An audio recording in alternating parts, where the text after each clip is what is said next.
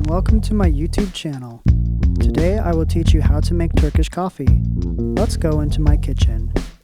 Begin by boiling hot water to 95 degrees to expedite the process. Now I will grab my bronze Turkish coffee beaker to put my ingredients into. Let's grab a spoon from the drawer. My only spoon. Life is a struggle. Now let's take some of this prepared Turkish coffee and scoop it into the beaker.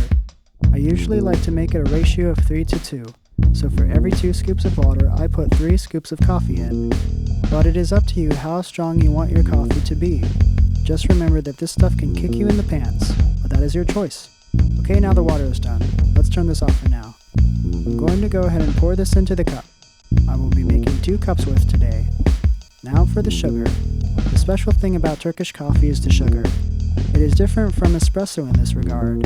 A good ratio is 1 to 1, so for every 1 scoop of water, 1 scoop of sugar is fine, but that can be pretty sweet. Now let's put this water in. 95 degrees is the optimal temperature. It shouldn't be too hot or else the coffee will taste bitter.